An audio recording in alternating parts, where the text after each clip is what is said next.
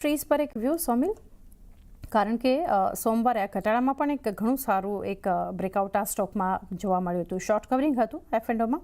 Relative strength પર ડિફેન્સના strongest સ્ટોક્સમાંથી એક છે સોલાર ઇન્ડસ્ટ્રી, અને 50 DMના સપોર્ટથી અહીંયા બાઇંગ આવતું આપણને દેખાયું.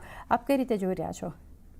ડિફેન્સ સેક્ટરમાં અગર તમે જોશો તો બધે જ એક સારું ટ્રેક્શન હતું અને ત્યાંથી એક બહુ સારી રેલી બધામાં જોવા મળી આપણને.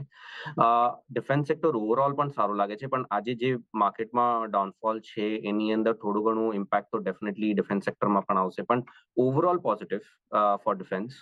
મને લાગે છે કે ફાર્મા અને ડિફેન્સ આ એક સારું પોર્ટફોલિયોમાં કામ કરશે, એક સપોર્ટ આપશે પોર્ટફોલિયોને. ઉપરમાં સોલાર ઇન્ડસ્ટ્રીઝમાં મારો ટાર્ગેટ અરાઉન્ડ 14,900 ની આસપાસ છે, જે પ્રીવિયસ સ્વિંગ હાઈસ છે. એટલે એ ટાર્ગેટ માટે આપણે આ ટાર્ગેટ અચીવેબલ મને લાગે છે કે in the medium term Outlook.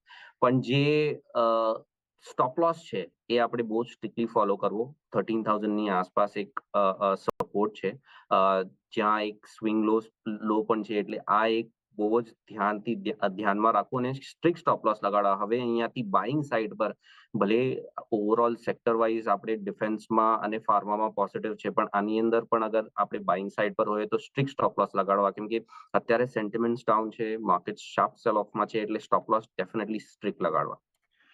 Stop loss 13,000નો એક સોલાર ઇન્ડસ્ટ્રીઝ માટે ધ્યાનમાં રાખી શકો છો.